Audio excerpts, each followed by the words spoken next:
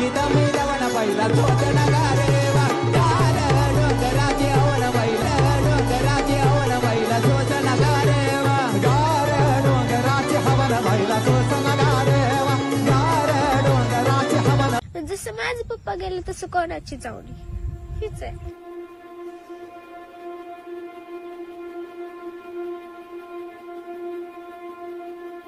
वाईट वाटतंय म्हणजे अशी कोणाची गाडी वाजली की पप्पाची गाडी आली.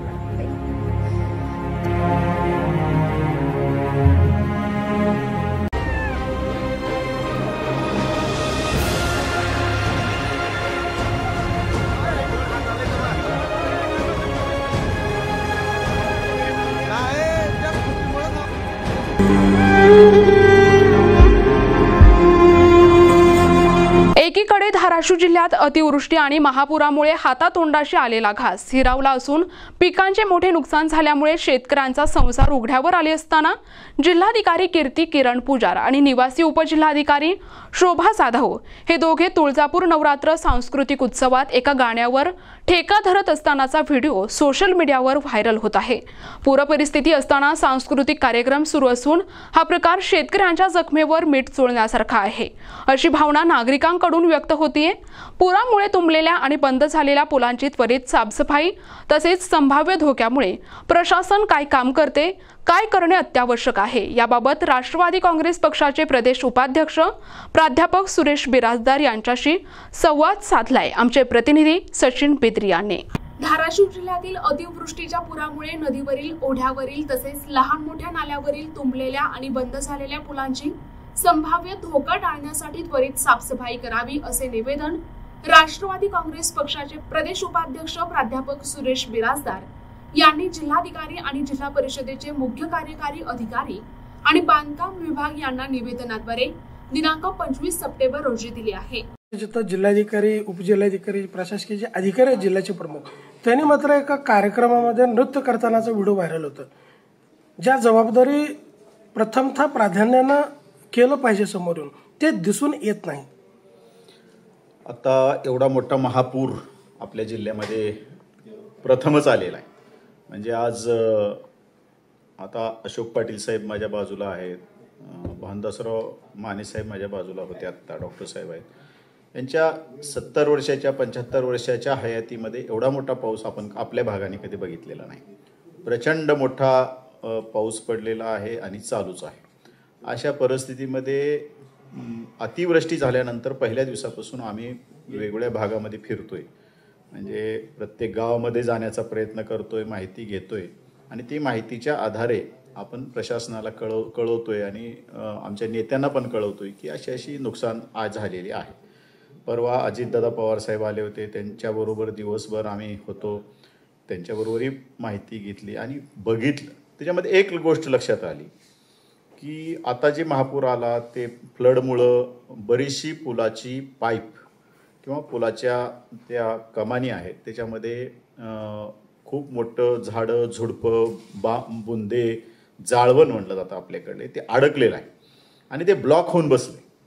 म्हणजे आता भोमपरंडा भागामध्ये बघत असताना 20-25 फुटाच्या वरपर्यंत त्या पुलावर जे रेलिंग होतं तिथं सुद्धा ते झाडं झुडपं अडकलेली होती. तर अशा परिस्थितीमध्ये आज 27, 28, 29, 30 पर्यंत मोठा पाऊस दाखवला जातो आणि हा जर मोठा पाऊस परत आला आणि परत फ्लड पूर्वीसारखा आला तर ही सर्व कोंडलेली, ब्लॉक झालेली, तुंबलेली ही जी पूल आहेत याच्यामुळे पूर्ण पाणी बाहेर पडेल आणि पूर्वीपेक्षा जास्त फ्लड येईल आणि शेतीचं नुकसान मोठ्या प्रमाणात होईल. म्हणून मी माननीय जिल्हाधिकारी महोदयांना पत्र लिहिलं आणि सीओंना पत्र लिहिलं, म्हणजे सार्वजनिक बांधकामच्या अधीक्षक अभियंत्याला सगळ्यांना पत्र लिहिलं आणि सांगितलं की आपल्या हातात 1-2 दिवस आहेत. म्हणजे काल लिहिलं, कालही आणि आजही आपल्या हातात आहे. हे जाळवण काढा. जर आपल्याला उद्यापासून जर पाऊस चालू झाला तर हे खूप मोठा संकट आहे आणि ह्याच्यातून आपल्याला हे करायचं असेल तर ताबडतोब मशिनरी लावा आणि ते जाळवण काढा. एवढंच नाही, मी स्वतः मशिनरी लावून बऱ्याच पुलाची आता कालपासून आम्ही स्वतः ते जाळवण म्हणतात किंवा ते झाडं झुडपं अडकलेली आहेत काढत आहोत आणि मला समाधान आहे. निवेदनात म्हटले आहे की धाराशिव जिल्ह्यात मागील 15 ते 20 दिवसांपासून मोठा पाऊस आणि अतिवृष्टी होत आहे. यामुळे पूरसदृश परिस्थिती निर्माण होऊन नदी, ओढे, नाल्याचे अतिरिक्त झालेले पाणी, आजूबाजूची झाडे झुडपे, कचरा मोठ्या प्रमाणात वाहून नेत आहेत. हा सर्व कचरा पुलाच्या तोंडावर येऊन अनेक प्रवाह बंद झाले आहेत.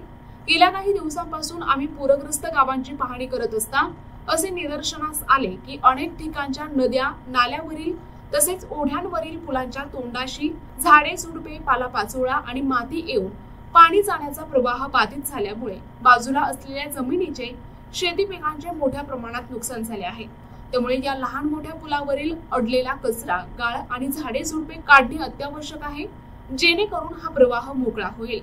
आणि मला समाधान आहे की मी ज्यावेळेस कलेक्टरना पत्र दिलं, बोललो, कलेक्टरांनी सर्व डिपार्टमेंटला माझ्या पत्राचा रेफरन्स देऊन की हे ताबडतोब करा आणि अशा पद्धतीनं मशीननं कशा पद्धतीनं ते झाडं झुडपं काढता येईल आणि पाणी जाण्यासाठी, फ्लड निवारण, निचरा होण्यासाठी काय करता येईल ह्याचा आदेश दिलेला आहे. आदेश दिलेला आहे, पण प्रशासकीय हालचाली दिसून आल्या का त्याच्यात? नाही, आहेत. आपले कलेक्टर त्या पद्धतीनं ऍक्टिव्ह आहेत आणि त्यांनी ताबडतोब कालच्या काल दिले. मी माझ्या पत्रात लिहिले, आपल्या हातात दिवस आणि काही तासच शिल्लक आहेत. कारण 27, 28, 29 हे 3 दिवस तरी जे टीव्हीवर दाखवलं जातं किंवा सांगितलं जातं खूप मोठा पाऊस आहे, तर या पावसाचा फ्लड येणारच आहे. आणि त्याच्यासाठी जे प्राथमिक आहे, आता बाकीच्या गोष्टी आहेत, मग नदीच्या कडचा, तेरणा नदीच्या कडचा, मांजरा नदीच्या काठच्या पुरामुळं जमीन खरडून गेलेले, त्यांचे विषय वेगळे आहेत. तूर अजिबात पिवळी पडून गेलेली आहे. सोयाबीन चांगलं आलं होतं, खूप चांगलं पिकं ह्या वर्षी आलेली होती, पण संकट हे शेतकऱ्याच्या मागं आहे. आलेली पिकं सुद्धा आता काढता येत नाहीत आणि ते आता वापू लागले. सोयाबीनचं पीक जर बघितलं ते वरच्यावरच वापू लागलंय, म्हणजे त्याला मोडं फुटलेले आहेत. तर या सगळ्या गोष्टीचा ह्याच्यातून आपल्याला सर्वांना मिळून शेतकऱ्यांना धीर द्यायचा, त्याला मदत करायची आहे. शेतकरी राजा प्रचंड अडचणीत आहे आणि त्याला मदत करणं हे तुमच्या माझ्या सर्वांचं कर्तव्य आहे.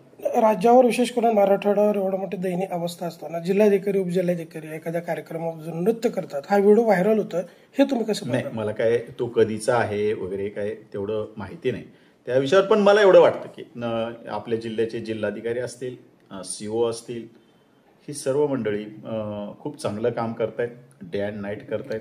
मला त्याच्याविषयी, त्यांच्याविषयी त्यांनी काय करतायत खाजगी आयुष्यामध्ये पेक्षा त्यांनी आता या फ्लडमध्ये, आता मी पत्र पाठवलेल्या 2 तासामध्ये त्यांचं पत्र निघालं, सर्व डिपार्टमेंटला गेलं, मला त्याची कॉपी त्यांनी पाठवली की या पद्धतीनं तुम्ही पण फॉलोअप घ्या.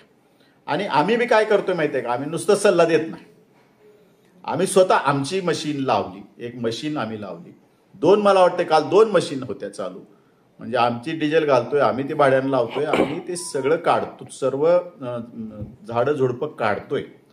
एक वन ऑफ द ह्याच्यात मदत करण्याचं हे विचार आहे. तसे एकूणच पाहिलं तर शेतकऱ्यांची अशी भावना आहे की पंचनामा नको, कारण पंचनामा करायला काही शिल्लक उरलंच नाही.